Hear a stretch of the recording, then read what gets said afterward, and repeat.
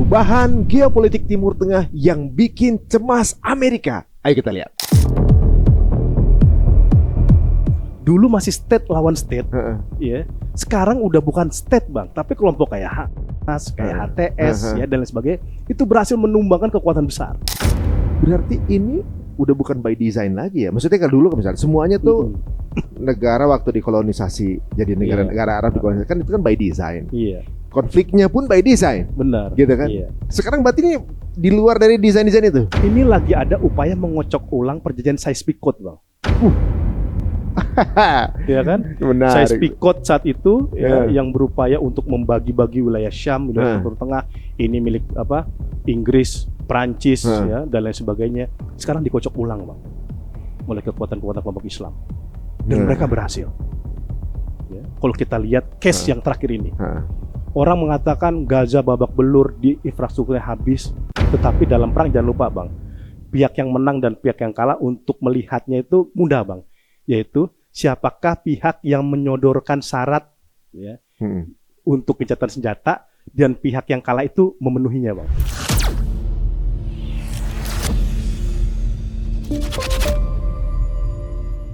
Assalamualaikum warahmatullahi wabarakatuh. Terima kasih teman-teman semuanya kembali lagi di Cerita Untung ya. Mudah-mudahan teman-teman semua menyaksikan tayangan kita mendapatkan keberuntungan, minimal keberuntungan secara edukasi tentang apa yang terjadi di dunia Islam.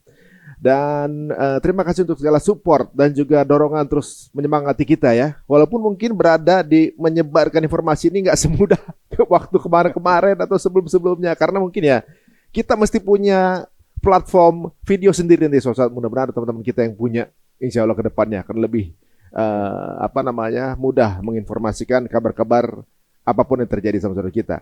Berikut ini ngomongin geopolitik yang ada di Timur Tengah, kita akan kedatangan ini tamunya udah saya tunggu-tunggu nih, karena dari kemarin beliau ini jadi warga negara Malaysia. Beliau adalah penulis buku ini, Hamas Superpower Dunia Islam. Nah, ini terbukti kemarin ya, ketika gencatan senjata banyak kendaraan yang keluar dengan persenjataan penuh gitu ya, kita bahas juga. Dan ini buku terbarunya, runtuhnya dinasti Al-Assad dari Syria. Lah, dua-dua ini sebenarnya adalah keruntuhan kezaliman lagi terjadi sekarang, entah itu Al-Assad atau juga Israel. Langsung saja kita akan ketemu dengan Bang Pizarro Ghazali. Assalamualaikum warahmatullahi wabarakatuh. Waalaikumsalam Bang Ari. Alhamdulillah akhirnya ketemu di sini lagi di sini. Ada acara melulu sama antum, nggak ketemu nggak taunya antum ke Zoom. Ada datang enggak ya. Gimana, sehat Bang? Alhamdulillah sehat Bang Ari, gimana kabar? Sehat ya? Alhamdulillah. Dan kabar makin kesini kayaknya ini unik ya, maksudnya dalam waktu berapa bulan pasti perubahan. Ada kejutan baru gitu ya. Akhir tahun ada perubahan di Syria yang jatuhnya basar, nggak disangka-sangka. Tiba-tiba ceasefire juga. Ini banyak hal-hal yang saya nggak tahu nih, apakah ini ada hubungannya, ada korelasinya atau gimana. Nah, sekarang sebelum nanti kan pasti mengenai gencatan senjata ya Bang ya. Iya.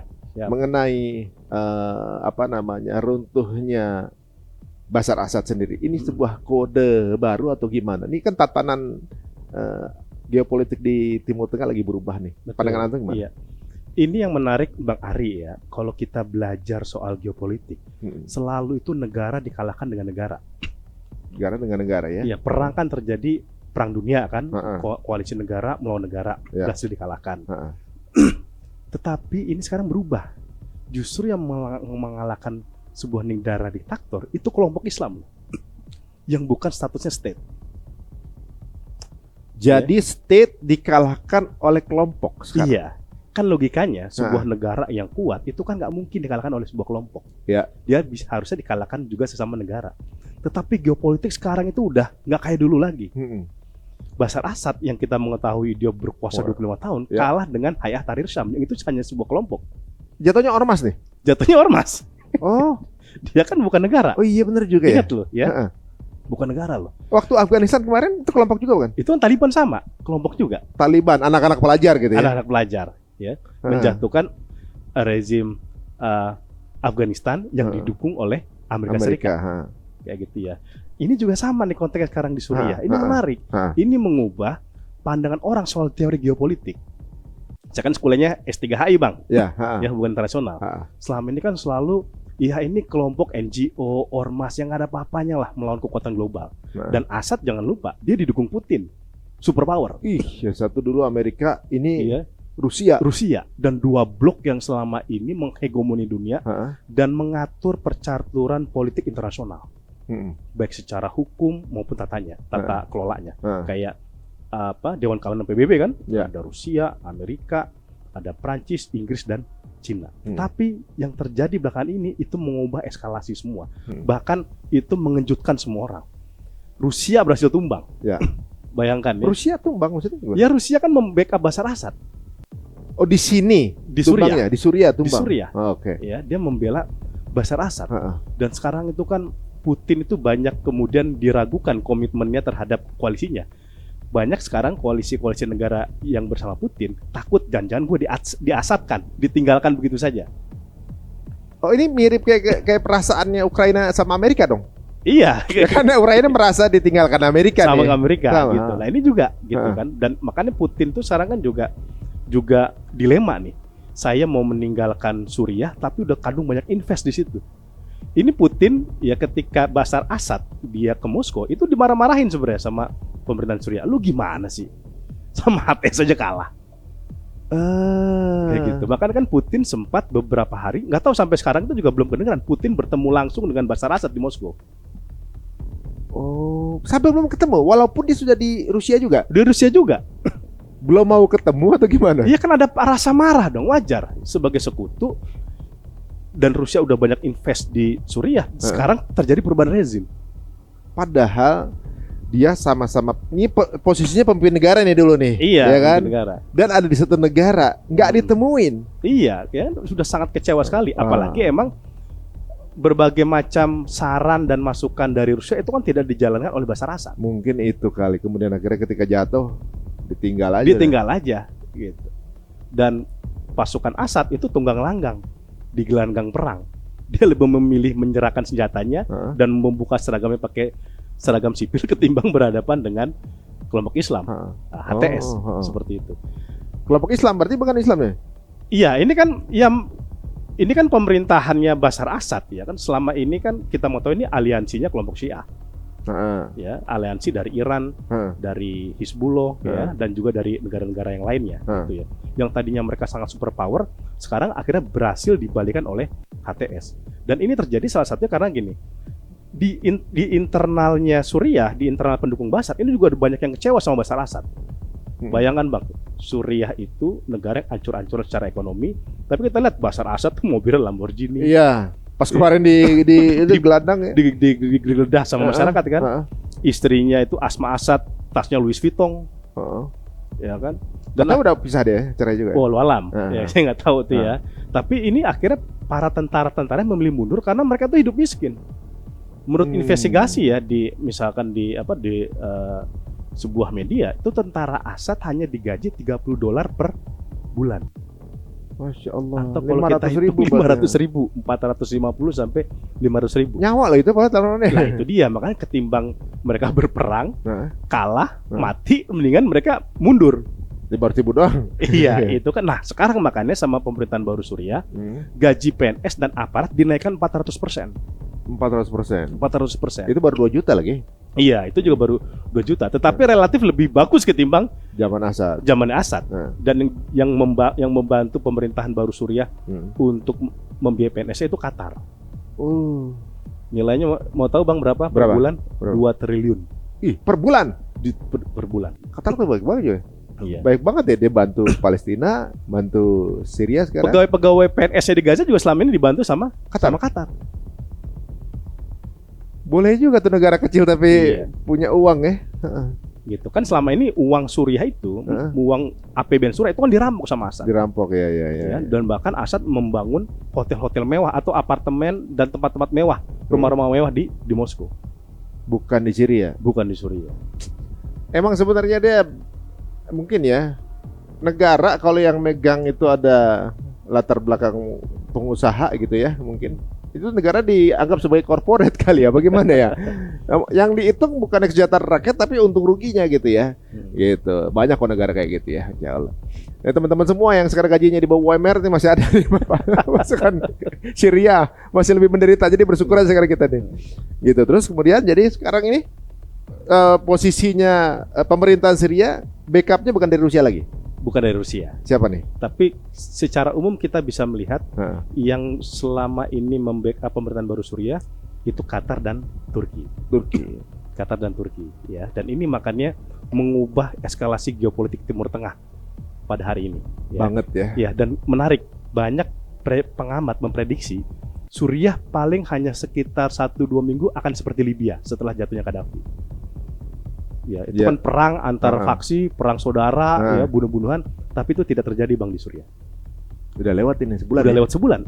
Apakah kita melihat terjadi kekacauan massal, eskalasi dan kemudian perang saudara di Suriah? Nggak terjadi. Ya, karena pemerintahan baru Suriah ini belajar dari kegagalan Assad. Assad itu membangun negaranya itu berdasarkan sektarian. Kelompok Syiah Alawiyah. Yang itu minoritas, tiba-tiba dia menguasai segala hal di Suriah. Minoritas menguasain yang mayoritas. Mayoritas, ya, jenderalnya, militernya, kementeriannya, aparaturnya itu dikuasai oleh sekelompok elit minoritas. Jadi secara ekonominya pun dipegang minoritasnya. Iya, dipegang oleh itu. Gitu. Oh. Makanya sekarang sama pemerintahan baru Suriah kami ingin membangun pemerintahan yang inklusif, termasuk kelompok basis wilayah pendukungnya Bashar itu diajak untuk ikut bergabung di parlemen juga. Ya, di parlemen di mengatur tata kelola pemerintahan lah, dari mulai pemerintahan tingkat gubernur sampai kemudian tingkat perdesaan. Jadi secara komunikasi agak moderat beliau ya. Iya, kelihatannya ya. Betul, karena ini kan sadar, ini kan pasti akan ditembak oleh banyak negara, ini akan menjadi pemerintahan yang ekstremis, pemerintahan yang radikal, kemudian menyudutkan minoritas, tapi itu nggak terjadi Bang di Suriah. Justru 1 hari setelah jatuhnya Bashar kan 8 Desember jatuh.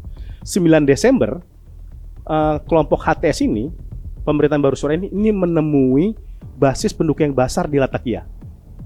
Saya pernah ke sana Bang liputan. Boleh masuk tuh? Dulu saya masuk di Latakia pas liputan. Itu emang daerah sejuk, kayak Lembang lah kalau di sini. Oh bagus. Gitu, bagus. Nah itu para pendukung yang Bashar itu, tapi ditemui oleh HTS. Mereka mengatakan kami tidak ingin lagi terjadi peperangan, kami tidak ingin terjadi konflik, tidak ada lagi minoritas mayoritas, kita sama-sama membangun Suriah. Cakep kan? Wah, bahasanya gitu. Ada ini leadershipnya bagus. Leadershipnya bagus gitu. Makanya untuk menembak orang-orang Syiah atau orang-orang Barat menembak pemerintahan baru Suriah itu susah. Yang sekarang nih. Dari sudut tentang toleransi, kemudian dari sudut soal hak-hak jaminan minoritas dan lain sebagainya, Bang. Ya. Ini mirip waktu zaman Sultan Muhammad Al-Fatih yang nguasain Bizantium dulu. Konstantinopel dulu ya. Semua yang itu boleh ikutan. Iya, tinggal di situ. Betul. Bahkan kan dulu pas zaman Al-Fatih, ketika mereka pasukan kaum muslimin udah menguasai Konstantinopel, itu kan para warga Kristiani bersembunyi di gereja-gereja. Dia khawatir kasus bagaimana dulu Kristen menguasai Konstantinopel, itu orang-orang muslim dibunuh. Waktu perang salib itu, kaum salib itu, Crusaders. Kaum salib itu. Dan ini kan tidak terjadi ketika Muhammad Al-Fatih masuk ke Konstantinopel gitu. Itu mereka tidak disakiti, tidak dipersekusi dan lain sebagainya. Ini hampir mirip sama Bang dengan kasus Suriah. Makanya kan kita melihat nggak begitu banyak ada resistensi ketika pemerintahan baru Suriah muncul. Karena dia tahu mereka ini hidup selama ini di negara sektarian yang hanya memberikan jaminan kepada orang-orang pendukungnya Bashar. Ya kan gitu. Makanya kan ini disambut loh Bang, di basisnya masyarakat Suriah secara umum, di basisnya minoritas itu relatif disambut. Tapi waktu terjadi perpindahan atau kudeta itu ada korban nggak sih? Kalau kita lihat korban, kalau kita hitungannya sipil, kita tidak begitu melihat data-data yang valid tentang jatuhnya korban. Kalau basis pendukungnya Bashar, iya ada. Itu pun tidak banyak Bang, karena banyak sekali aparat-aparat Bashar Assad itu lebih memilih mereka menyerahkan diri ketimbang melawan. Karena apa? Sama HTS saat itu mengatakan kami akan memberikan amnesti, memutihkan kesalahan-kesalahan mereka selama mereka mau menyerahkan diri dan tidak lagi mendukung Bashar. Mereka lebih memilih menyerahkan diri. Iya, taruhannya nyawa, 500.000 ya kan. Udah gitu sekarang kalau kita lihat yang dipertaruhkan orangnya kayak Assad. Benar. Kali ya, dia kemudian lebih menyerahkan diri. Dan kalau nggak salah yang lebih viral justru bukti-bukti kekejaman Assad. Nah ya? itu dia di Setnaya, penjara Setnaya, ya. Dan menariknya Bang, Assad yang selama ini dikatakan pro Palestina, pro perjuangan Hamas, itu ada 94 kader Hamas yang dieksekusi di penjara-penjara Suriah. Ya, ini laporan dari sebuah media Palestina ya. Nah karena saya wartawan Bang, saya konfirmasi. Ya kan kita ya ada berita tetap kita konfirmasi kan. Saya nanya sama teman saya aktivis Suriah yang dia juga seorang peneliti di Suriah. Saya katakan, is it confirmed news that Assad execute more than 90 Hamas members? Dia katakan it's valid. Seperti itu. Bahkan kata dia paman saya ini pendukung pejuang Al-Qassam. Ya, karena Hamas dulu kan punya basis kantor di Suriah ya kan. Paman saya itu pendukung Al-Qassam. Dia kasih tuh muka pamannya. Kemudian katakan kamu tanya sama orang Al-Qassam lah, sama orang Hamas. Kamu kan penulis tentang Hamas ya kan. Kamu tanya. Mereka pasti kenal semua siapa paman saya. Karena paman saya itu yang memberikan dukungan bagi perjuangan Hamas dari Suriah. Tapi sampai sekarang dia tidak ada. Dia menghilang. Dan kecurigaan kita, paman saya yang pendukung Al-Qassam ini itu mati dieksekusi oleh Bashar Assad. Sejak 2013 Bang hilangnya.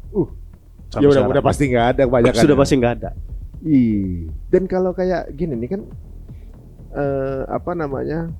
terlucu di salah satu mulai terbuka selama 25 tahun dan kemarin kalau nggak salah ketika terjadi perpindahan kekuasaan itu semua pengalaman militer di Syria itu kan di bawah Israel katanya. Pangkalan militer iya. Ya gitu. Katanya itu dibocorkan oleh Assad. Betul. Iya, ini kan itu menurut sebuah dokumen. Dokumen kayak gini banyak Bang. Saya juga pernah menemui ketika kita dulu melakukan liputan di Suriah. Dokumen ini bukan sebenarnya dokumen-dokumen tentang main matanya Assad sama Israel. Ini bukan hal yang baru sebenarnya. Dulu kita juga pernah menemukan dokumen ketika tim jurnalis Islam ya dari Indonesia mengirimkan tim reporter ke sana. Kita juga menemukan adanya koordinasi antara militer Bashar dengan Israel pasca tidak lama meletusnya revolusi Suriah untuk saling memberikan keamanan, ya, untuk melakukan koordinasi keamanan. Itu kita ingat itu pada tahun 2012. Sekarang 2024. Ya, jadi ketika munculnya dokumen atau informasi seperti itu, kok saya itu nggak aneh. Gitu. Karena apalagi kalau kita tarik ulur ya, ketika jatuhnya, masih ingat nggak Bang ada perang Arab Israel tahun 67? Iya, saya pernah dengar beritanya. Dulu belum lahir, cuma udah dengar. Iya, itu kan Mesir, Yordania, Suriah, Irak yang terlibat. Nah, di Suriah itu dulu yang terlibat ialah bapaknya Bashar Assad, namanya Hafiz Assad. Dulu dia menjadi Menteri Pertahanan. Belum jadi raja ya? Belum jadi presiden. Presiden ya? Presiden ya kan. Kemudian kalah kan negara Arab itu, 4 negara Arab itu kalah, dan kemudian tidak lama kemudian Hafiz Assad itu dilaporkan melakukan koordinasi dengan jaringan Zionisme internasional. Oh, jadi ada yang main mata di sini. Iya. Makanya nanti Mesir itu kan dia mengkritik Suriah karena dianggap doing nothing ketika terjadi perang dan ketika pesawat-pesawat Mesir itu ditembakin oleh Israel. Suriah yang saat itu dipimpin Hafiz Assad itu dinilai tidak begitu banyak melakukan kontribusi untuk mencegah pesawat-pesawat dari Israel. Makanya nanti itu ada buku judulnya Sukutul Jaulan, jatuhnya dataran tinggi Golan. Golan itu kan punya Suriah. Tetapi jatuh setelah tahun 67 dicaplok oleh Israel. Gitu. Dan kita nggak melihat adanya upaya signifikan dari Hafiz Assad untuk merebut kembali. Nah, dari berbagai analisis yang ada, itu memang bukannya dicaplok tapi memang dijual oleh Hafiz. Dikasih ya? Dijual dibarter Bang. Hafiz Assad memberikan dataran tinggi Golan kepada Israel. Israel menjamin kekuasaannya Hafiz Assad ketika dia berkuasa. Makanya nanti tahun 74 itu ada agreement untuk tidak saling melakukan destroy, menghancurkan satu sama lain. Perjanjian 74. Makanya kan ketika Assad tumbang kan komentar pertama Netanyahu apa? Agreement 1974 is finished. Selesai. Drama-drama juga berarti sebenarnya ya. Kayak gitu Bang, ya kan? Makanya kan kita ngeliat selama tahun itu kan nggak ada begitu eskalasi yang sangat besar. Iya. Ada memang konfrontasi, cuma kan nggak signifikan seperti dilakukan oleh Hamas dengan operasi Tufan Laksonya, Bang. Ya, seperti itu. Nah, maksudnya itu yang kalau mau Syria itu gampang banget. ya itu bisa. Oh, berbatasannya langsung. Ya kan, itu bisa mereka lakukan. Nah, itu makanya dalam studi-studi itu banyak yang mengatakan any traitors. Ya, any traitors di internal negara-negara Arab yang membuat mereka kemudian kalah. Ya terlepas memang negara-negara Arab saat itu kalah, memang mereka secara intelijennya kurang canggih, teknologinya kurang canggih, nggak kayak Israel dan lain sebagainya lah. Ada faktor-faktor yang lain. Tetapi ya peran-peran adanya tudingan pengkhianatan yang dilakukan Hafez itu memang banyak studi yang mencoba mengungkap hal itu. Oh ya, katanya dulu kalau saya nggak salah dengar ya, itu lemahnya gara-gara ada yang nggak komit gitu kan. Kemudian ada yang ada perlemahan internal. Betul. Nggak solid persatuan bangsa Arab gitu. Berarti salah satunya ini. Iya, salah satunya ini gitu. Dan kenapa Golan itu penting, Bang, dicaplok Israel? Golan ini benteng tinggi, benteng pertahanan dia. Dia tinggi dan dia memiliki kandungan air yang melimpah. Makanya ini penting untuk dikuasai Israel yang cadangan airnya itu kan kurang. Ya, sepertiga air yang ada di Suriah, yang ada di Israel, Bang, mohon maaf, itu berasal dari dataran tinggi Golan, suplainya. Gitu. Makanya ini sangat seksi untuk dimiliki oleh Israel dengan mengambil alih dataran tinggi Golan dari Suriah. Sekarang Golan masih dipegang Israel? Masih dipegang Israel. Gitu. Makanya kemarin kan ada informasi kan di Sherlock juga ya, diberikan informasinya oleh Hafez Assad. Kalau saya melihat itu tidak aneh menurut saya. Karena pernah dilakukan oleh bapaknya. Iya, karena deal antara komunikasi di antara mereka, ya, jaringan komunikasi mereka kan memang itu ada sebelumnya. Dan namanya juga pemimpin yang udah mau kalah, Bang, jadi lebih kemudian untuk tidak memberikan tidak mendapat pemerintahan baru Suriah tidak mendapatkan pasukan militer yang sangat kuat, tidak kokoh militernya, ya lebih baik dihabisi. Oh iya jelas juga ya. Jadi yang ngelanjutin juga harus mulai dari awal lagi gitu. Mulai dari awal lagi. Enak aja pakai punya gue gitu. Atau dipakai untuk nyerang dia gitu kan, dia takutnya juga. Nah di sini kita lihat ya. Bentar. Israel kemarin kan merasa bahwa Syria menjadi salah satu pintu masuk serangan-serangan kelompok-kelompok tertentu ke Israel. Syria ini salah satu jalannya. Terus kemudian pengiriman senjata dari Iran lewat Syria. Jadi Syria ini merupakan satu media transportasi untuk suplai kepada para kelompok-kelompok yang menyerang Israel. Ini gimana? Iya, memang kalau kita dalam Suriah ini kan strategis, Bang. Dia berhadapan langsung, berbatasan langsung dengan Israel. Ya. Seperti itu ya. Dia bahkan sekarang menariknya, Bang, pemerintahan Israel nih, dia mengeluarkan laporan, dia mengatakan aliansi Suriah dan Turki ini lebih mengancam daripada Iran. Apa yang membuat mereka jadi lebih mengancam? Ingat, Bang, Suriah ini unik. Dia pertarungan great power di situ, pertarungan negara-negara besar, Amerika, Rusia, ya, sekarang Turki. Belum lagi di kawasan ada Turki segala macam. Tetapi kita bisa melihat pertarungan antara Rusia dan Amerika yang melakukan upaya mereka merebut Suriah itu gagal total. Ya, Rusia nggak dapat, Amerika nggak dapat. Sekarang penguasanya, kalau kita mau mengatakan yang ada itu kan pemerintahan Islam. Ya, gitu. Orang mengatakan, oh ini sebenarnya kan ada permainan Amerika dan lain sebagainya. Gitu. Nah, saya pernah melakukan konfirmasi ini kepada mereka ketika liputan beberapa tahun lalu ke sana. Saya katakan dengan gaya khas wartawan, Bang, yang skeptis gitu ya. Saya bilang gini, bukankah kalian itu yang pemainnya adalah Amerika? Bukankah kalian itu dimainkan oleh kekuatan besar seperti Amerika dalam melakukan upaya perlawanan dengan Bashar Assad? Nah, kata dia, pertanyaan kayak gini nih yang sering membuat dunia salah paham kepada kami, kepada kelompok mujahidin yang ada di sana. Mereka ternyata, Bang, juga paham konstelasi global ini. Mereka juga tahu, ya, Amerika ingin membajak revolusi Suriah. Mereka udah paham itu. Gitu. Mereka itu bukan orang-orang bodoh, Bang. Ya. Kami tahu nih Amerika juga punya kepentingan untuk memiliki basis dukungan di Suriah dan menguasai wilayah Suriah. Karena kan berbatasan langsung dengan Israel, Bang.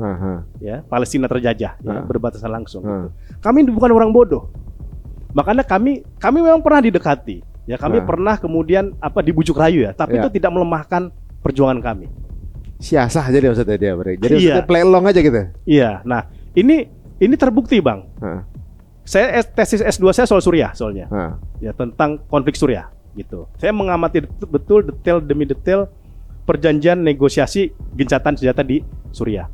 2015 sampai 2016, Bang, Rusia sama Amerika tuh intens untuk membangun gencatan senjata di Suriah. Karena kan konflik udah besar itu. Bahkan PBB menyebutnya Suriah itu adalah krisis kemanusiaan terbesar abad ini. Tapi tidak terdokumentasi secara rapi seperti di Gaza gitu ya. Iya, betul. Jumlah korban yang meninggal dunia itu kan 500.000 orang. Besar loh. Bahkan, karena nggak ada media itu, jadi nggak ada teguran dari luar ya. Jadi, iya. Dan saat itu kan Suriah konstelasinya kan sangat panas dan banyak pemain yang bertarung di sana. Nah, Rusia nanti sama Amerika itu periode 2015 sampai 2016, Bang, itu menjadi negosiator gencatan senjata. Rusia atas nama Bashar Assad mewakili Assad, Amerika mewakili kelompok perlawanan, oposisi dan lain sebagainya. HTS termasuk situ? HTS dulu belum ada. Okay. Ya, seperti itu. Dan kemudian akhirnya terjadilah kesepakatan gencatan senjata oleh Putin dan Obama. Tapi menariknya, Bang, seminggu setelah perjanjian gencatan senjata itu, pasukan Rusia masih ditembaki oleh kelompok perlawanan atau mujahidin. Pasukan Rusia. Dia komplain dong ke Amerika. Loh, gimana? Kita kan udah gencatan senjata, Anda katanya mewakili kelompok perlawanan atau kelompok pejuang Islam. Kok pasukan saya masih ditembaki di lapangan? Nggak komit gitu ya? Nggak tahu. Bukan hanya nggak komit, Bang. Ternyata Putin diprank sama Obama. Oh gitu? Diprank sama Obama. Amerika dia cuma mengklaim dia menguasai kelompok oposisi, dia mewakili kelompok perlawanan, tapi di lapangan itu tidak terjadi. Kelompok perlawanan nggak merasa diwakili oleh Amerika. Kalau Assad kan emang dia sekutunya Bashar Assad, ya sekutunya Putin. Ada dialog di situ gitu. Tetapi ini ternyata tidak. Ya mungkin Amerika dia berkomunikasi dengan oposisi, tapi oposisi yang mana nih? Oposisi di Suriah itu banyak, Bang. Ratusan, sampai tingkat RT pun ada. Lebih complicated daripada yang lebih complicated. Ya kan biasanya dia kan kelompok, biasanya dia dekat dengan kelompok oposisi sekuler. Yang A udah oke, yang B belum gini. Iya. Jadi kan payungnya itu kan besar sekali di sana, Bang. Gitu. Jadi bisa saja Amerika itu dia menjalin komunikasi tapi dengan oposisi sekuler yang tidak mewakili mayoritas. Di situ Putin sadar kita udah diprank sama Obama.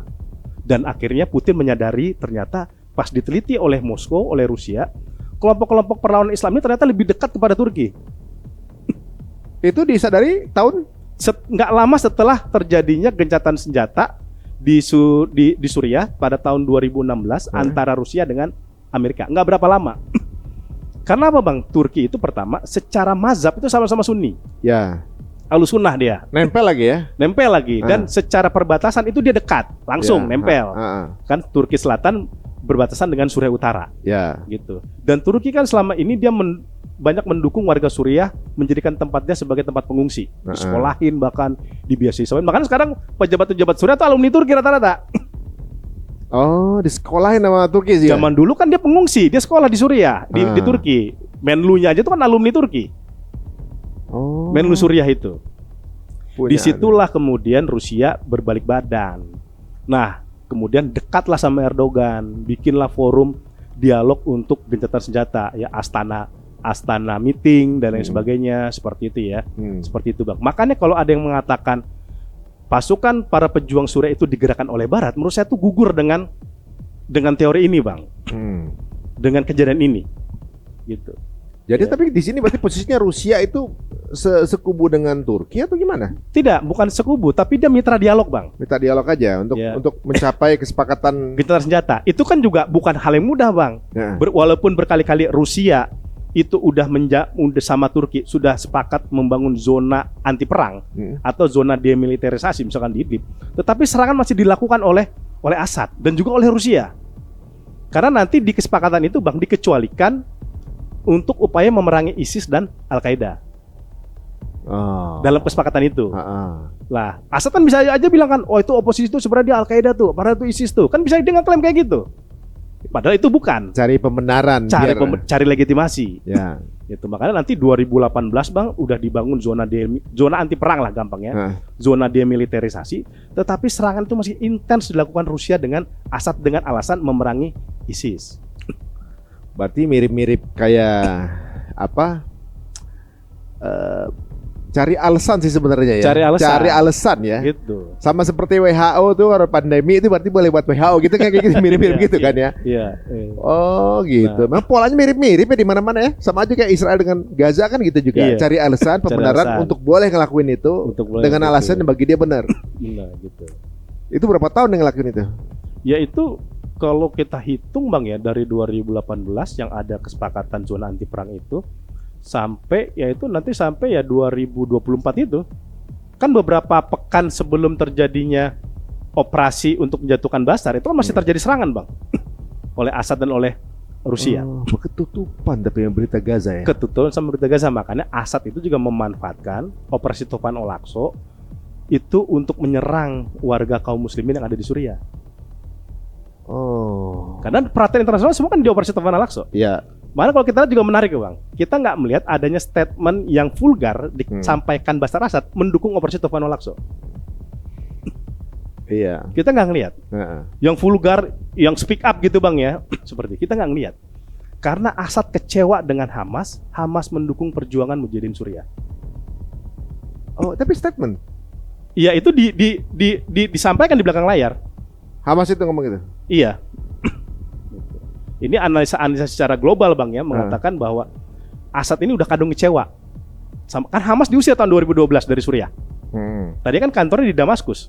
Tapi karena dia speak up, dia announce we are with the Syrian people, ya Assad ngambek, diusir. Syrian people itu berarti oposisi? Masyarakat secara umum Bang. Sebenarnya tuh revolusi Suriah itu kan revolusi masyarakat. Masyarakat melawan pemerintah gitu? Melawan pemerintah yang selama ini udah dizolimi, ekonomi juga tidak maju, kebebasan berpendapat itu nggak ada, orang mengkritik kemudian di penjara dan lain sebagainya. Ya rakyat kan jengah hidup seperti itu. Jadi kalau ada bertentangan langsung masuk Setnaya gitu-gitu? Iya, kan banyak yang berupaya, ya jangan kan masyarakatnya anak kecil. Hamzah Al-Khatib yang menjadi simbol revolusi Suriah kan anak kecil Bang, yang menuliskan kata-kata kritikan sama Bashar Assad ya, dan juga dia memberikan bantuan kepada para demonstran saat itu. Umurnya 13 tahun Hamzah Al-Khatib itu. Tiba-tiba diculik oleh tentara Suriah, pulang udah tinggal nyawanya doang. Dibunuh. Jadi nggak usah kita ngomong oposisi. Anak kecil Hamzah Al-Khatib umur 13 tahun yang dia menurut aparat Suriah dia terlibat dalam demonstrasi, ya dia memberikan makanan, minuman, biasa anak kecil kan ada orang rame-rame ikut ngebantu, dia diculik. Ini kayak kisah Fir'aun zaman dulu mempertahankan kekuasaannya sampai semua bayi dibunuhin gitu misalnya. Iya. Sampai ada peluang-peluang anak-anak cowok dibunuh gitu sampai masa terancam dengan anak-anak kecil juga. Benar, karena ini kan saat itu kan Arab Spring lagi hot-hotnya Bang. Dan kemudian tiba-tiba terjadi juga demonstrasi besar-besaran jadi di Suriah, dan itu juga dilakukan semua elemen. Kita waktu itu belum kenal oposisi Bang. Saat itu ya masyarakat secara umum di Suriah yang udah jengah dengan kepemimpinan Bashar, yang otoriter, yang diktator, yang hidup mewah, yang korup. Mereka kemudian turun untuk menyuarakan jatuhnya Bashar Assad. Jadi ketika ada ormas yang hadir di situ, ini dianggap sebagai solusi bagi masyarakat, berarti kan? Iya. Karena kan government against people waktu itu kan, berarti kan? Betul. Jadi siapapun yang berani ngelawan itu berarti part of the society. Nah, itu berarti mirip-mirip Gaza dengan itu dong. Dengan kelompok HI nih. Iya. Ya kan? Ini berarti memang yang diungkapin di awal benar juga, berarti state melawan apa tadi istilahnya? Kelompok ya? Kelompok, iya. Masyarakat sipil. Masyarakat sipil. Jadi bisa ternyata masyarakat sipil ini bisa punya kekuatan. Ini kemudian setelah Syria merdeka, ini jatuhnya jadi Syria merdeka ya. Ini kayak dijajah sama orang dalam negeri nih. Ini Syria ini kayak dijajah sama orang Syria sendiri kan, gitu kan? Betul. Merdeka kemudian sekarang kemudian nggak berapa lama Gaza juga ceasefire. Ini kayak ada berita berturut-turut, berita membahagiakan berturut-turut nih. Ada nggak sih sebenarnya korelasinya? Kita balik ke Syria dulu. Masa depannya kira-kira gimana? Syria dengan keadaan Palestina kan ada katanya statement bahwa Al-Julani tidak akan memerangi Israel gitu kan, atau iya, juga mungkin nggak ikut campur ke sana gitu. Yang kemudian di kacamata orang-orang banyak yang menganggap bahwa Al-Jolani liberal gitu kan, ada yang bilang begitu kan, ada yang bilang gitu kan. Terus di sisi lain ada yang bilang itulah siasatnya Al-Jolani gitu, karena semua orang udah tahu kalau sama umat pasti dia akan mencari jalannya. Menurut pandangan Antum gimana nih? Di buku saya tulis Bang, bahwa HTS mengatakan operasi dia atau perlawanan dia sama Bashar di akhir November sampai kemudian Bashar tumbang itu terinspirasi dari Gaza. Padahal yang kelihatannya kayak baru ya. Kayak baru dan gak ada koneksi. Tapi jelas-jelas HTS mengatakan upaya Al-Qassam dengan tuh operasi Tufan Al-Aqsa-nya melawan kekuatan besar Zionis itu menginspirasi kami. Masuk akal. Karena kalau kita lihat ya, Al-Qassam ini yang dilawan tuh kan gede banget ya. Sekelas Israel dengan kelengkapan artilerinya ditambah bantuan negara adidaya, mereka bisa bertahan. Kemudian mereka mikir kali, lah ini cuma seasat nih, gitu kali ya. Ini cuma segini. Apalagi cuma Asad gitu cuma ya. Asad mestinya lewat lah gitu kan. Yang segitu aja mereka tuh ternyata bisa. Lah ini satu pendukungnya nggak terlalu ini sama dia kan gitu. Kalau pendukungnya juga udah benci sama dia. Pendukung udah benci sama dia.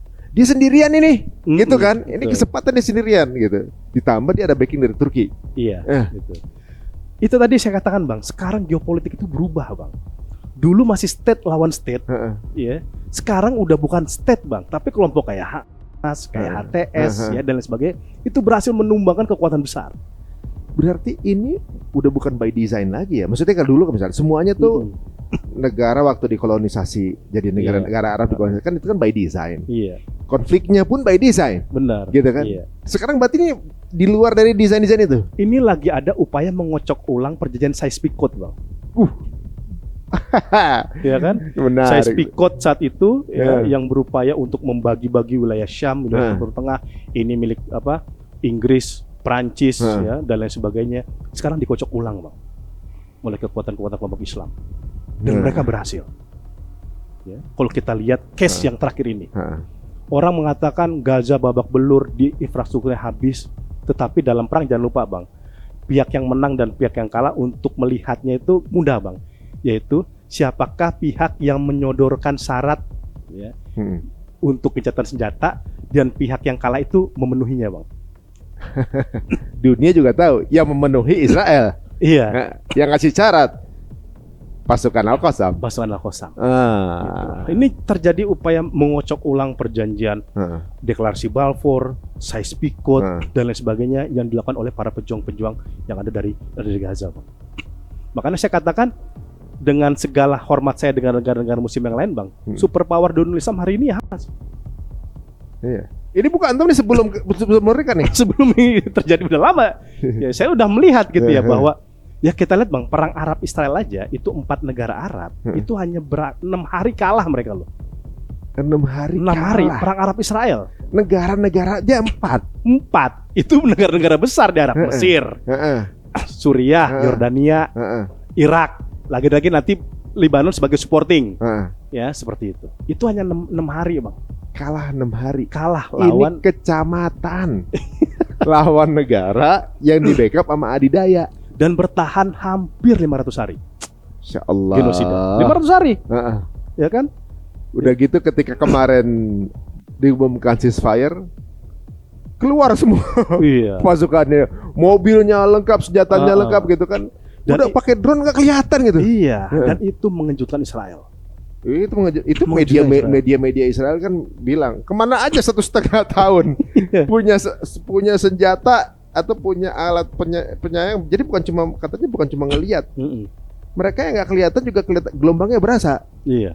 Kok nggak kedetek gitu? Nggak kedetek. Mobilnya parkir di mana? Iya. Bahkan kan yang dibebaskan gemuk-gemuk gitu. Empat tentara Israel kemarin dibebaskan itu kan udah bisa bahasa Arab, ya. Kemudian kita nggak melihat ada kekerasan di situ. Ya. Nutrisinya masih terjaga, Bang. Dari mulai masuk sampai keluar tuh ada yang bilang makan lebih gemuk. Malah yang 4 tuh salah satunya yang bilang dia nggak mau dibebasin. Iya, kan? Stockholm Syndrome. Iya, benar. Iya. Jatuh cinta sama yang nawan gitu ya, Stockholm Syndrome bener. Nah, ini perbedaan apa? Saya nggak tahu ya, yang Al-Qassam ini punya agensi di mana. Maksudnya cara komunikasi tuh mereka bersiasat kok penempatan komunikasi tepat gitu ya. Iya. Walaupun dengan minim source loh mereka tuh kan. Betul. Ketika keluar semua pasukannya menunjukkan bahwa nggak kalah. Iya. Pasukannya keluar dengan senjatanya IDF ya. Itu lucu. Hasil rampasan perang. Pasukannya pakai senjata IDF, nunjukin yang punya senjata udah gak ada nih. Iya, betul. Udah dikalahin. Bahkan Anthony Blinken, menlunya AS, sebelum dia say goodbye karena diganti Trump, dia mengatakan hal yang menarik. Dia mengatakan bahwa Al-Qassam berhasil menambah jumlah prajuritnya setara dengan jumlah prajurit yang syahid. Gila. Gimana produksinya ya kan? tuh ya? Ya kan? Itu media Israel mengungkapkan Al-Qassam berhasil menambah sampai 12.000 pasukannya. jadi syahid nongol lagi, syahid nongol lagi. Ini kontras dengan Israel. Israel itu justru banyak tentaranya berbondong-bondong keluar. Iya. Ya, ada 800 perwira tuh yang tercatat kemarin yang memilih resign. Bahkan 28 tentaranya bunuh diri. Daripada dia dibantai di situ mendingan dimati sekalian. Bunuh diri, Bang. Ini sepasca dia diambil Arik dari Gaza. Mereka karena punya beban mental, punya tekanan psikologis yang sangat luar biasa, Bang. Akhirnya memilih jalan suicide. Ada lagi pola yang selanjutnya nih, Bang. Dia udah keluar dari Gaza, tiba-tiba dipanggil lagi. Masuk. Dia lebih memilih saya bunuh diri ketimbang harus berhadapan dengan Al-Qassam. Antum coba jelasin, Bang, dengan teori militer apapun untuk menjawab itu. Iya ya. Ya kan? Padahal dengan kamu masuk lagi, persenjataan kamu kecanggih gitu. Iya. Tanknya paling mahal nih, berapa miliar nih kan harga itu Merkava kan gitu. Tetap nggak mau dia. Ongkos biaya yang dikeluarkan penjajah Israel dalam genosida Gaza, Bang, 1.100 triliun atau 67,57 miliar US dollar. 67 miliar, 57 US dollar. Tapi apa yang didapat, Bang? Nothing udah. Nothing. Dari 3 besar tujuan utamanya Netanyahu nggak ada semua yang terpenuhi. Pertama, menggulingkan kekuasaan Hamas atau menghancurkan Hamas. Yang terjadi dia tambah kuat, tambah menambah jumlah personilnya yang setara dengan jumlah pasukan yang syahid. Kedua, membebaskan Sandra. Itu juga gagal. Gagal juga. Ya kan Sandra kan dieksekusi sama Israel dengan serangan udara itu. Ya, ketimbang dia mungkin keluar, dia nanti ngucap-ngucap yang malah pro untuk Al-Qassam dengan dieksekusi. Tapi ada nggak sih hubungan ceasefire dengan kebakaran kemarin? Kan katanya bantuan Amerika totalnya 17,9 juta, ya kan? Totalnya ke Israel selama sejak 7 Oktober katanya nih. Iya. Dan kerugian kebakaran 375 juta US dollar katanya gitu kan. Iya. Jadi mungkin bisa dibilang 30 seperti membiayai Israel tuh 25 tahun. Rugi besar gitu kan. Gede, Bang. Ada pengaruhnya nggak sih? Ya, sampai menurut sebuah versi yang terakhir, Bang, ya, itu sekitar 2.400 triliun kerugian kebakaran di Los Angeles. Karena kan properti mahal di situ ya kan? Iya, satu rumahnya aja dia harus ganti berapa kan gitu kan? Iya. Nah, dan ini kebakaran nambah lagi sekarang kan? Ada di beberapa daerah lagi kebakaran lagi gitu. Nah, kalau orang Islam bilangnya ini azab atau hal yang lain, itu mungkin udah biasa. Ini yang ngomong Jewish for Peace.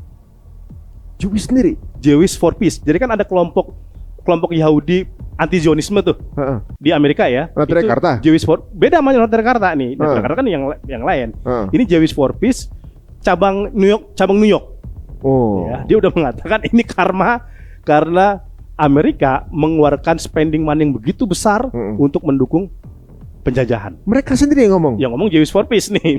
Saya bukan ahli ramalan gitu, Bang, bukan ahli goib gitu ya. Tapi ini Jewish for Peace udah mengatakan hal yang seperti itu. Gitu. Ini kan menampar betul, Bang. Ini bukan dikatakan orang Islam. Bukan dikatakan oleh orang Palestina, orang Arab atau orang kita lah para pendukung Palestina. Ini dikatakan oleh Jewish for Peace sendiri bahwa ini ada karma di balik ini bisa jadi ya. Menariknya gini, kalau jadi banyak teori sih sebenarnya gini ya. Kalau bisa dibilang kebakaran kemarin juga membuka mata dunia bagaimana Amerika kalau diserang, kebakaran aja nggak selesai. Benar. Berapa hari kan itu nggak bisa dimatiin kan? Nah, yang rame di Los Angeles itu kan masyarakat sipil mengkritik Joe Biden karena anggaran dinas pemadam kebakaran di Los Angeles itu dipotong sebelum ini. Tetapi di satu sisi Amerika malah jor-joran ngeluarin miliaran dolar untuk Israel. Malah dipotong, malah di situ yang kenanya. Iya. Nah, Ini menurut saya Bang, ini era banyak sekali kehancuran yang terjadi sekarang di Amerika, karena masyarakat udah sekarang masyarakat sipil Amerika itu sangat keras sekarang kan. Bahkan Blinken ketika dia pidato perpisahan di belakang dia mengatakan you are the secretary of genocide. Ada yang bilang gitu. Ngomong kayak gitu, bukan lagi bilang Bang, dia berdiri, dia speak up. You are the secretary of genocide. Apa ini ada ngaruhnya nggak sih kayak Joe Biden sengaja mengumumkan ceasefire di titik ending? Iya. Titik ending dia gini. Benar, iya. Dia menyelamatkan diri dia, bukan jadi kriminal perang gitu. Kalau enggak kan dia kena, walaupun ya akhirnya ketika wawancara kebuka dia juga bagian dari dia komplisit kan, gitu nggak taunya. Apa ini? Dia mencuci tangan kali ya? Bagaimana? Ini kan semua mencari kredit Bang. Donald Trump maupun Joe Biden dia pengen menjadi pahlawan. Dia ingin menjadi pahlawan adanya gencatan senjata di Gaza. Yang menurut saya itu kita nggak terlalu berharap lah dengan Amerika. Saya dari awal ketika banyak orang mengatakan ini ada peran Trump untuk menghentikan gencatan, untuk menekan gencatan senjata, menurut saya itu bukan satu-satunya faktor Bang. Dan itu juga perlu diuji. Karena bisa jadi ini kan gimmick sebelum dia dilantik. Ya kan dia butuh dapat pencitraan sebelum dia dilantik sebagai pihak yang berhasil menghentikan perang. Nah, permasalahannya seberapa jauh endurance Trump ini sampai mana? Ya dia juga butuh pencitraan ya. Dan juga pengusaha juga lagi dia. Dan sekarang kan terbukti. Ya Donald Trump nggak lama setelah kemudian dia ngomong kayak begitu, yang dia ngomong I will be peacemaker, dia mengumumkan rencana untuk merelokasi 2 juta warga Gaza. Kan? Oh iya. Dia mencabut sanksi larangan mengirimkan bom ya ke Israel. Ya, dicabut sanksinya itu. Oh gitu. Iya, dan dia kan memberikan apa Bang ya? Memberikan izin untuk Netanyahu memindahkan Gaza ke tepi barat. Jangan lupa nih, sekarang tepi barat lagi dihajar habis-habisan oleh Netanyahu. Haknya dia apa ya untuk memindahin orang di situ? Sedangkan itu presiden Amerika, ini warga Palestina bukan Israel juga gitu. Betul. Ingat Bang, Amerika sistem politiknya dikuasai oleh AIPAC. AIPAC itu lembaga think tank pro-Zionis di Amerika. Semua presiden yang ingin naik semuanya endorse-nya dari AIPAC. Ya, either Biden atau Trump sekalipun. Either Demokrat atau Republik. Nah, iya. Kayak gitu. Jadi sebenarnya Amerika itu jadi secara nggak langsung menunjukkan bahwa sebenarnya siapapun yang berkuasa tuh dia juga. Dia juga menurut saya. Cuma bagi-bagi siapa yang ngatur kekuasaan. Makanya aja saya kan? dari awal saya menguji Bang, apakah benar-benar niat baik Trump untuk menghentikan genosida yang terjadi di Gaza. Menurut saya itu teorinya Bang, ini mudah sekali dipatahkan. Pertama, Donald Trump itu nggak pernah selama ini berbicara untuk pembentukan negara Palestina. Nggak ada dalam wacananya dia. Nggak ada wacana dia. Ya kemudian untuk mencabut blokade Gaza, itu nggak ada dalam wacana dia. Dia sebenarnya wacananya ekonomi ya sebenarnya. Ekonomi. Jadi misalnya menghentikan perang karena biayanya gede kan? Biayanya besar. Gede.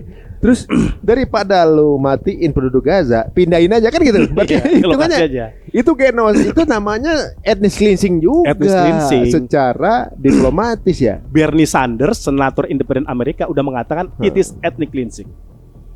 I reject the Trump proposal for relocating 2 million Gazan people.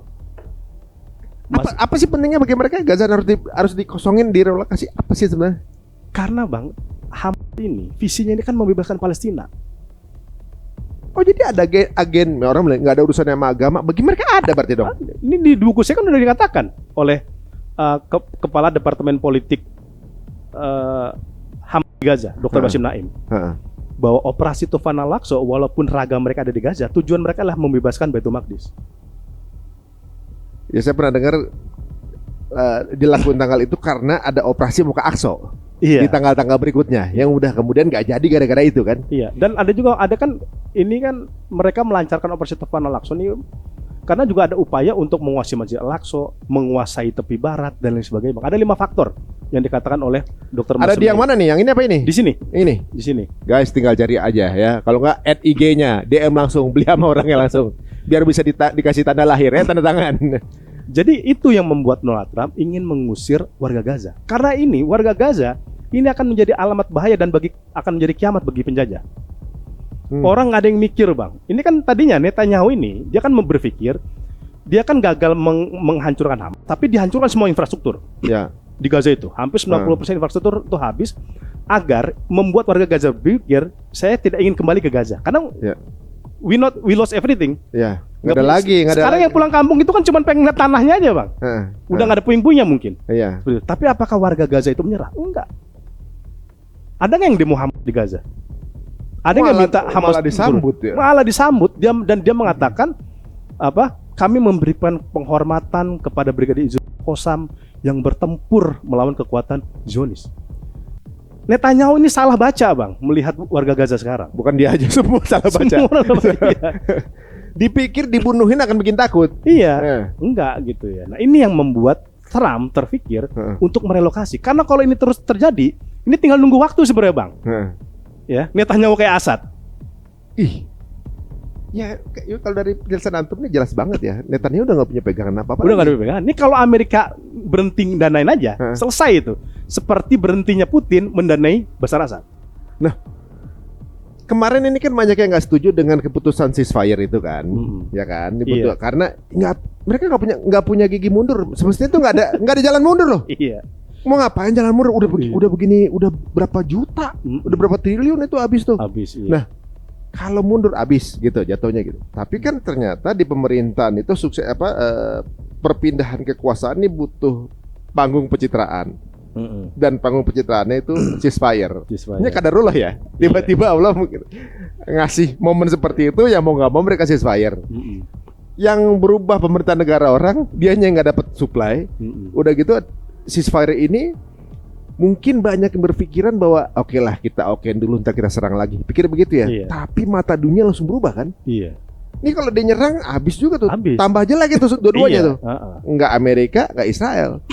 Ini apalagi dengan keadaan bagaimana cara Palestina membebaskan sanderanya dengan begitu. Waduh, ini keren tuh ya. Keren itu banget. Tim medianya itu mengtop. Itu yang saya bilang, itu dari mana dia punya agensi kayak gitu. Kalau kita namanya musuh, sebel apa sih? Iya. Ngelepasin juga kalau perlu bonyok kayak kita aja. Benar. Bonyok balikan. Ini udah mereka ngangkat tangan juga di Palestina juga ngangkat juga gitu kan. Udah gitu. Ditontonin semua warga ya. Ditontonin, disayang-sayang, dikasih hadiah. Betul, Bang. Dan jangan lupa di Israel juga nobar. Hah? Di Israel warga Israel juga nobar. Nobar ini prosesnya pembebasan sandera dan mereka nangis.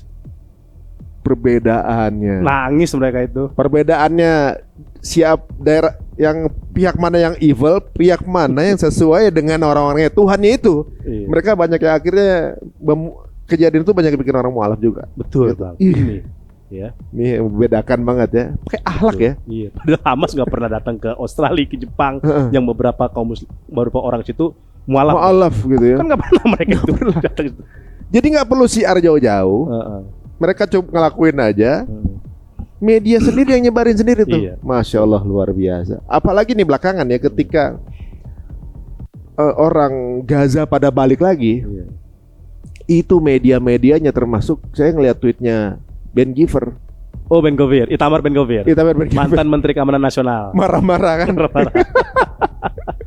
Dia ngakuin kalau itu kalah loh. Iya. Ini adalah simbol kekalahan total. Loh. Ya, masih pro Israel tuh ya. Kalahnya total. Yang ngomong nih Menteri Pertahanan yang ngomong. Makan aneh kalau ada orang yang bela-bela Israel, Bang. Di Indonesia nih yang jadi bajara Zionis. Lah pendukung Netanyahu aja dia bilang udah kalah. Iya, ini pelakunya bahkan. Iya, Pelakunya, Menteri Pertahanannya. Udah bilang kalah, masih bilang menang juga. Aduh, kurang bodoh apa itu ya. Itu dipikir kalau udah dihancurin orang nggak mau balik. Betul, iya. Tetep balik. Tapi aneh lihat videonya unik. Udah dalam keadaan hancur, itu mereka pada balik tuh jutaan orang. Yang di Israel sendiri nggak kena apa-apa, pada pergi. Pada kabur dan nggak mau balik. Berarti kan nunjukin yang punya tanah tuh siapa? Benar. Ya kan? Yang kalau dia memang punya tanah, dia nggak usah pergi dong mestinya kan? Betul, iya. Mau dihabisin juga tanah dia gitu. Waduh, ini secara nggak langsung warga Palestina ini kayak ngasih pengajaran ke dunia ya. Mau punya senjata mutakhir kayak mau ditolong sama siapa kayak justru kalahnya sama negara kecamatan yang nggak punya apa-apa. Cuma punya Allah doang udah. Iya, selesai. Nah, ini kira-kira kalau ke depannya nih saya mau tanya dulu, ada nggak sih kemungkinan mereka one prestasi tiba-tiba ngebom gitu? Kalau kita lihat dari mulai Ahad 19 Januari sampai sekarang, itu gencatan senjatanya udah berkali-kali dilanggar sebenarnya. Mereka tuh juga ada yang awal itu di Rafah, Senin 20 Januari 2 warga Palestina itu ditembak sniper. Masih ada sniper ya? Masih ada sniper Israel. Ya mungkin dia ada intelijen di situ. Ya ada orang di situ yang dibayar untuk melakukan penembakan, tujuannya untuk mengacaukan gencatan senjata, Bang. Atau merekanya justru orang-orangnya apa, takut ketahuan kali dieksekusi gitu saja. Iya, gitu. Makanya kan dipakai. Dan memang wajar, Bang. Biasanya kalau dalam gencatan senjata, pola-pola pelanggaran gencatan senjata itu salah satunya dengan serangan udara, kedua dengan sniper, Bang. Oh, jadi bisa buang Kan nggak begitu kelihatan kalau Iya. udara maupun sniper, ya. Dan ini tujuannya untuk merusak upaya gencatan senjata. Ya. Tapi kan Hamas nggak terpancing nih. Diadukan ke negara-negara mediator, ya, Qatar, Mesir, Amerika bahwa terjadi pelanggaran gencatan senjata. Dan bukan tidak mungkin juga, Bang, itu akan tadi yang bilang udah one prestasi kan, dilakukan pemboman, itu mungkin saja ya, walaupun kita harapkan itu tidak terjadi. Karena problematikanya ini di internal penjajah juga, ini konflik masalahnya, mereka ini ribut satu sama lain. Menuding kepala militer angkatan daratnya Israel aja mundur per Maret. Ya, berarti dia nggak punya dong sebenarnya orang-orang ininya. Orang-orang yang udah selama ini ikut intens itu udah nggak ada sebenarnya. Ya udah nggak ada, ya. Banyak yang udah pada mundur gitu. Jadi sebenarnya gini, kalau sampai terjadi penyerangan, misalnya sampai akhirnya nyerang lagi atau one prestasi, apa ganjaran yang terjadi buat Israel dan Amerika? Ini problem kalau kita negosiasi konflik, ya. Karena saya riset S2 saya tentang negosiasi konflik, Bang. Problem negosiasi konflik gencatan senjata yang terjadi di dunia Islam itu nggak pernah ada sanksi bagi pihak yang melanggar. Nggak pernah ada sanksi. Gimana menyangsi Israel? Gak usah gencatan senjata, ICC aja nggak didengarin sama dia. Ini kan negara-negara penjamin, Bang, bukan negara-negara pemberi hukuman. Amerika, Mesir, Qatar, ini kan penjamin. Mesir sama Qatar penjamin dari pihak Al-Qassam, Hamas, Amerika sebagai pihak penjaminnya Israel. Selama ini apa yang diberlakukan Amerika untuk mensanksi Israel? Toh di eranya Trump baru aja kemarin dia mencabut sanksi untuk pengiriman bom kepada Israel. Polisinya mah pelaku kejahatan dia juga. Gitu. Gitu. Tapi mungkin sanksinya sosial ya. Sanksi sosial, sanksi internasional, sanksi isolasi, dan itu udah terjadi, Bang. Gak usah kita nunggu ceasefire. Spanyol aja, itu kan bukan negara Muslim. Ya, dia aja, jangankan ngirim bantuan ke Israel ya, dijadikan tempat transit bagi persenjataan ke Israel dia nggak mau. Itu di Irlandia, di Spanyol. Di Irlandia dia udah mulai membuka kedutaan besarnya Palestina. Udah punya hubungan diplomatik dengan memberikan tempat bagi duta besar yang ada di Palestina. Ini sebenarnya udah sanksi internasional kepada penjajah gitu. Udah gitu tentara-tentara IDF yang lagi pada liburan ditangkepin. Sekarang nih yang terbaru nih, Menteri Urusan Diaspora Israel batal cancel tiket ke Belgia karena adanya ancaman akan ditangkap di Brussels. Begitu kayak semua. Iya kan? Udah kayak hadis yang bilang semua batu-batu nih berbicara, ada yang di belakang gitu. Di Brazil ditangkap, di Vietnam orang lagi makan doang, dari mana? Israel pulang loh. Langsung begitu. Iya. Ini sebagai tanda ya, itu bagian dari satu sanksi sosial yang mungkin ini akan bikin warganya sendiri juga jengah dengan pemerintahan yang dijalanin sama Netanyahu. Nasibnya gimana sekarang? Netanyahu nih akan bagaimana tuh jadinya? Netanyahu ini kan dari dulu kenapa dia menunda adanya gencatan senjata untuk membebaskan sandera Israel yang itu juga bagian dari warganya. Ini selalu ditunda kan karena dia punya 3 case kriminal kan di pengadilan. Ya, ada 3 case tuh, ada penyuapan, korupsi, ya, dan ada nepotisme. Ya, ini kan kenapa dia selalu menunda? Kenapa terjadinya gencatan senjata? Karena dia udah menghadapi sejumlah dakwaan kriminal nih, dan dakwaan kriminalnya dakwaan moral, ya, korupsi, gitu. Pernah waktu itu dia mau disidang, dia bilang saya lagi alasannya sibuk perang. Dia nyuruh Ben Gvir tuh ngelobi pengadilan. Kondisi darurat berarti ya. Kondisi darurat. Oke. Ya pada itu sebenarnya genosida kan, bukan perang.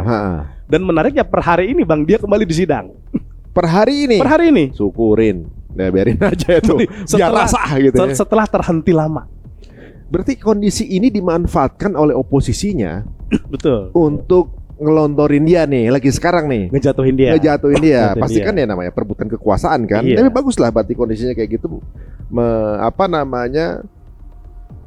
membuat mereka jadi zolimin bin zolimin ini ketemu nih.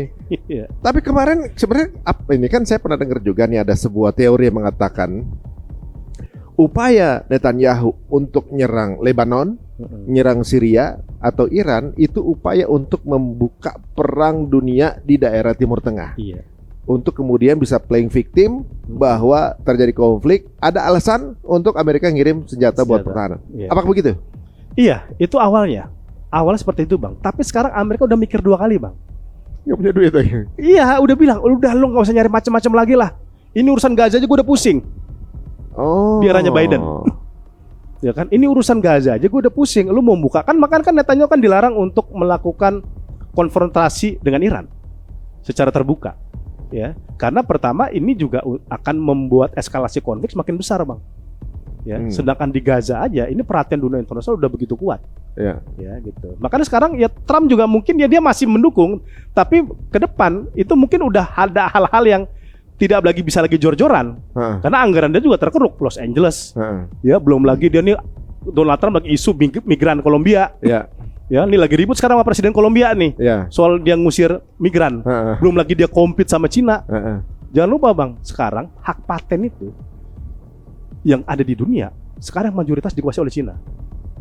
Dia emang lagi ngiri. TikTok di ban gimana? Di ban. Lagi panik juga ya, panik. Dan Trump kan pengusaha. Pengusaha itu apa yang saya keluarkan, berapa modal yang saya keluarkan sebandingkan dengan pendapatan yang saya raih. Jadi kalau nggak salah ada analisis ekonomi mengatakan ibarat kalau saham bagi yang memasang saham nih, untuk saham masuk di Israel itu udah nggak seksi. Bagi pengusaha, maksudnya untuk investasi itu udah nggak seksi lagi, karena kelihatan banget secara ekonomi itu nggak menguntungkan. Benar. Banyak spendnya, tapi grafiknya nggak naik. Mungkin itu kali yang dipikir Trump juga. Iya, apalagi ada bridge sekarang. Bridge yang Indonesia masuk. Indonesia masuk. Lah, ini menarik nih. Iya, ini kan pertarungan Forum Internasional Ekonomi Blok Non AS. Oh, dulunya kan saya pikir BRICS cuma untuk berapa negara aja nih. Iya, sekarang kan nambah. Indonesia masuk. Ya walaupun masih debatable sebenarnya apa yang diuntung dapat sih Indonesia dari masuk BRICS. Toh kita sama Cina juga udah dekat secara ekonomi, sama India juga udah dekat gitu. Tetapi ini relatif sama Trump yang dipandang sebagai saingan ekonomi Amerika. Lumayan mengancam berarti. Lumayan mengancam, apalagi mau melepaskan dolarisasi. Ketergantungan terhadap dolar bagi negara-negara anggota BRICS. Iya. Transaksi dia nanti udah nggak pakai dolar. Wih, ngeri. Kita nggak bisa patokan terhadap dolar nih. Iya, makanya kan juga sih. Trump mengancam negara-negara yang masuk ke BRICS akan kami sanksi. Gitu. Mungkin Indonesia masuk ke sana karena dolar udah naik kali. Kita mulai dari nol lagi di tempat lain gitu kali ya. Gitu. Nah, jadi nih faktor Gaza ini kalau kita lingkarannya itu banyak, Bang. Ya, lingkaran pertarungan ekonomi internasional, pertarungan geopolitik global, pertarungan di kawasan dan lain sebagainya. Jadi kalau kita lihat ambil kesimpulan besar, Tufanul Aqsa ini banyak merubah kondisi tatanan yang disusun oleh elit selama 100 tahun. Bisa begitu ya? Iya. Karena kalau dilihat adidaya yang tadinya kayaknya hebat banget Amerika, Israel gitu, ternyata nggak sehebat itu. Gitu. Secara militer pun nggak sehebat itu. Secara ekonomi gak taunya goyang juga dari boykot ya kan gitu kan. Secara kemampuan untuk menguasai wilayah ternyata sekarang lepas-lepas juga tuh. Syria lepas. Kemudian sekarang Al-Qassam menang. Afghanistan lepas gitu. Memang setiap orang ada waktu, setiap waktu ada orang ya guys ya. Jadi kalau bertumpu sama manusia ya ada masanya juga. Amerika yang sekarang ini kelihatannya menjadi polisi dunia, atau juga kalau di film-film kayaknya punya kontrol akan semuanya, ternyata nggak sehebat itu juga. Nggak sehebat itu juga. Kalau misalnya Netanyahu akhirnya lengser, apa sanksi yang menanti dia nih? Selain di penjara di negaranya ya? Iya. Itu sanksinya penjara bukan? Penjara. Iya. Dia kena sanksi internasional juga. Ya, ini kan sebenarnya kita jangan lupa dia ada 2 kasus yang sekarang sedang bergulir di pengadilan internasional. ICJ yang kasus konteksnya lebih kepada kenegaraan, dan ICC yang person tuh dia Yoav Galan sama Netanyahu, Bang. Ini kalau dia nggak punya kekuasaan, Bang, dia kan nggak punya dalih lagi nih. Mau alasan apa lagi? Mau alasan apa lagi nih? Ya. Toh sekarang dia udah punya kekuasaan aja, itu menteri urusan diasporanya dia nggak berani ke Brussel. ke barat, dan sekarang tentara-tentara dia di Amerika Latin, Bang, dan tempat-tempat lainnya itu kan sekarang udah baru aja mendarat, kemudian terpikir udah beli tiket pulang. Kayak kasus di Brazil kemarin. Ya kan, dia lagi liburan, ada informasi dia akan ditangkap. Gitu, langsung dipercepat, langsung pulang. Jadi bukan hanya pada konteks Netanyahu-nya, Bang. Tentara-tentaranya, menterinya, aparaturnya itu juga mengalami hal yang sama. Ancaman terhadap penangkapan kepada mereka, dan mereka takut. Sekarang lagi mulai ada ketidakpercayadirian dari Israel ya. Dunia sudah mengisolasi Israel hari ini. Oh, bagus lah kalau kayak gitu. Saya kemarin ke Jepang sama istri ya. Satu hotel nih ceritanya nih. Ini intermezzo aja nih. Satu hotel gitu, masuk ke dalam lift. Istri kan berhijab nih. Iya. Saya tanya dari mana gitu kan. Pasangannya bilang, kamu dari mana? Saya dari Israel. Langsung dikonfirmasi sama suaminya. Iya, tapi kamu udah lama di Bangkok. Kamu udah lama di Bangkok nih. Lihat istrinya berhijab. Takutnya dengar dari Israel langsung sebel gitu kan. Iya. Mereka takutnya ini langsung antipati nih sama gua. Apa kabar ya? Good morning. Dari mana? Israel. Tapi kami udah lama tinggalnya di Bangkok, bukan di Israel. Gak apa-apa, jelasin aja. Gua gak butuh penjelasan lu. Orang kita cuma kenal di lift gitu kan. Ini nunjukin bahwa mereka sendiri juga udah malu sebagai warga negara Israel ya. Begitu juga dengan produk-produk yang ada sesuatu dengan Israel tuh lagi malu. Mereka kalau bisa tuh mengikis bahwa ada hubungan dengan Israel karena berpengaruh sama barangnya. Ya Puma aja berhenti mensponsori timnas Israel kan waktu itu. Sekarang banyak bilang enggak sih di Israel cuma itu doang. Enggak sih Israel cuma pabrik doang buka. Enggak, semua lagi pada begitu, cuci bersih-bersih gitu kan. Netanyahu punya ancaman untuk kemudian bukannya di negaranya tapi juga di Mahkamah Internasional gitu kan. Nah, apakah ini kemudian menjadi sinyal kuat akan terbebasnya Al-Aqsa? Masih jauh tapi ya? Gimana? Atau masih udah harapan-harapan bagus? Yang jelas ini kekalahan yang paling memalukan dalam sejarah perperangan Zionis dengan pejuang Palestina. Ini yang paling dari jumlah korban tentara bukan korban sih, kalau tentara ini memang ini penjahat gitu ya. Itu tentara aja, itu versi resmi IDF kan sekitar 800 sampai 1000. Tapi versi intelijen Israel dan pakar militer ini more than 3000. Habisnya mereka? Habis gitu ya. Belum Merkavanya, tank-tanknya, dana anggaran militer itu kan dia pasti nyedot kan dari anggaran ekonomi dia, anggaran pendidikan dia, anggaran riset dia, kan disedot untuk perang. Ya. Dan bahkan yang menarik nih, lawyer Amerika David Rees mengatakan untuk pertama kali Israel itu kalah dalam perang melawan Arab.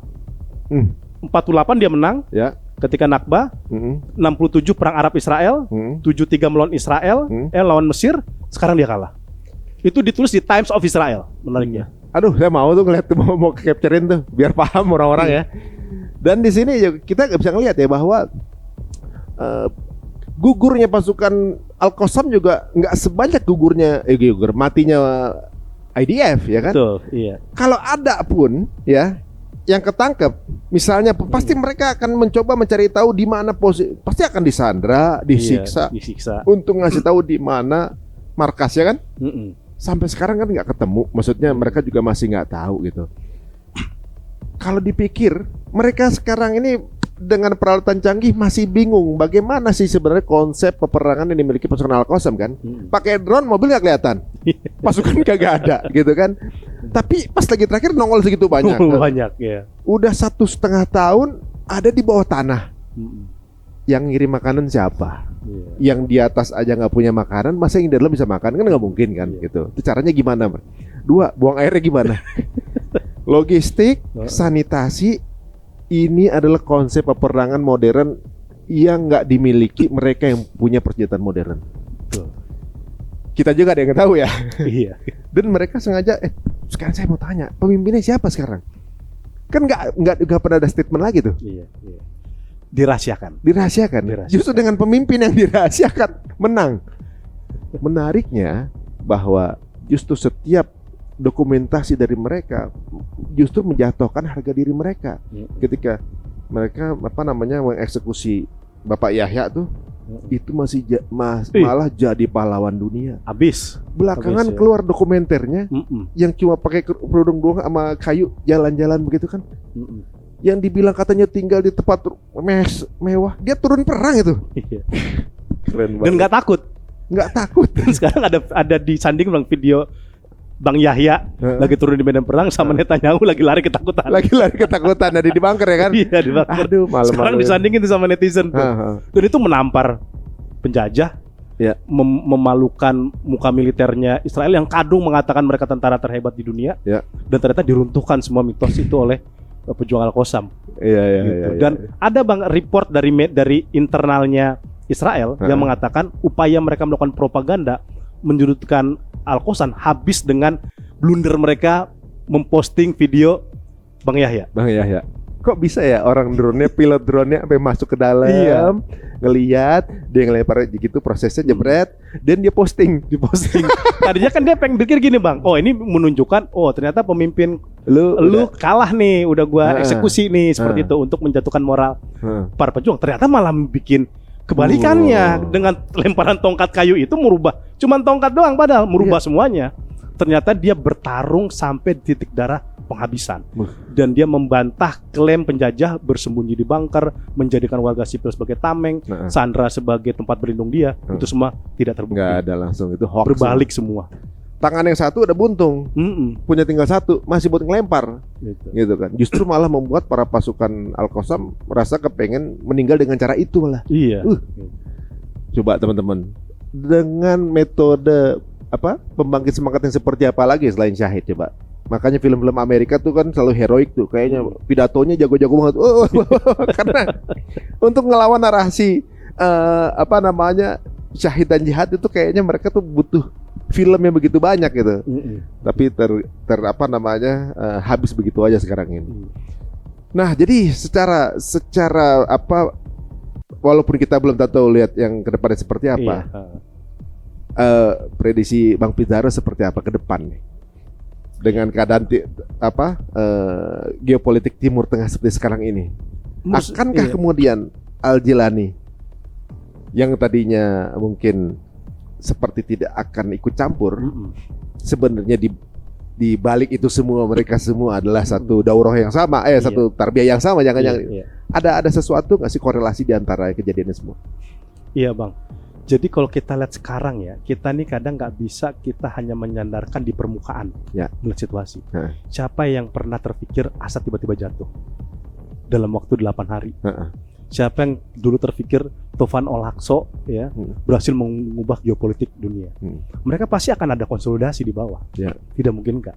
Apalagi Julani pernah mengatakan, inspirasi saya terjun melakukan perlawanan di Suriah terinspirasi dari upaya yang dilakukan oleh Brigadi Al-Qassam. Jangan lupa Izzuddin Al-Qassam itu bang orang Suriah. Oh gitu? Izzuddin Al-Qassam, mujahidin jihad modern Palestina di awal tahun 1900-an melawan penjajah Inggris. Yang jadi nama Al-Qassam itu beliau orang Syria? Orang Suriah. Dia tadinya jihad di Suriah melawan Perancis, kemudian diusir sama Perancis, keluar, dia membangun jihad di Palestina untuk melawan Inggris. Dan sekarang Izzuddin Al-Qassam yang orang Suriah itu bang menjadi inspirasi bagi para pejuang di Gaza.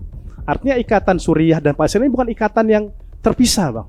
Ini ikatan yang saling berkait satu sama lain.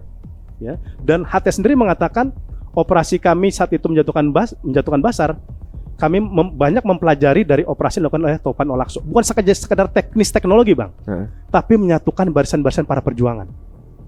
Ya. Tadinya itu kan kenapa di Suriah itu perlawanan tokoh-tokoh mujahidin ini selalu gagal bang? Karena faksnya terlalu banyak, pikirannya terlalu banyak. Sejak tahun 2020 itu udah mulai disatukan, udah mulai dikerucutkan, menyadari kita kan sama-sama Ahlussunnah ya, perbedaan sedikit cara dan lain sebagainya, jangan kemudian membuat gesekan kita. Disitulah kemudian kesatuan, kesolidan itu bang, itu mereka pelajari selama 4 tahun dan juga mempelajari teknik drone yang dimiliki oleh Al-Qassam, dan itu kejadian pada 8 Desember Bashar Assad tumbang. Jadi ada korelasi nih semua bang, dan ini menjadi tanda-tanda kalau bagi saya pribadi bang, kemenangan umat Islam. Nah, ini kapan mereka transfer knowledge gitu ya, kapan ngobrol bikin WA group gitu kan. Jadi selama ini mereka mencari tahu bagaimana cara berkomunikasi dengan dunia luar gitu ya. Semua udah pasti itu email, sosmed, segala WA itu udah Timur Tengah itu udah dibuka semuanya. Dibuka. Mereka nggak pakai itu lagi bang, nggak pakai medsos, nggak pakai IG, nggak pakai WA. Itu sementara tentara IDF pada punya sosmed semua. Iya, namanya habis. Mereka ngomongin yang di luar, nggak taunya terjadi komunikasi di bawah, ini kan di luar. Dan kita pun nggak tahu bagaimana caranya. Udahlah, biarlah. Jadi itu urusan mereka. Urusan mereka.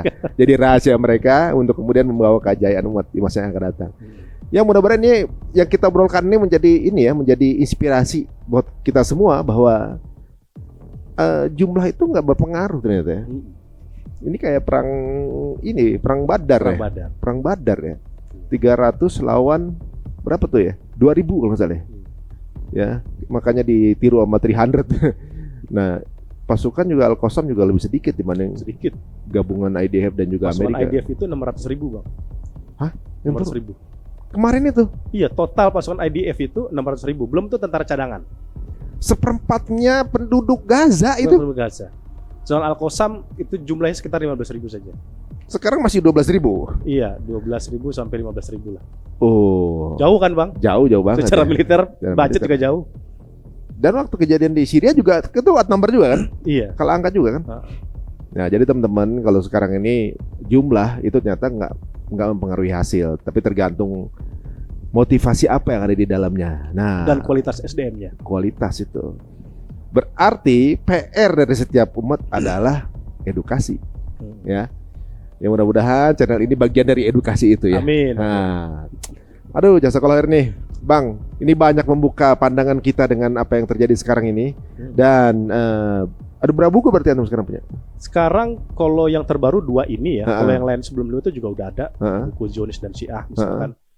Persekongkolan di antara mereka Ha-ha. 2014. Ada juga tuh. Ada saya punya. Kapan nih kita bahas itu? Dan channel saya insya Allah akan ada beberapa buku setelah ini Ha-ha. pasca kemenangan Ya, Al-Qassam. dibahas juga tuh ya.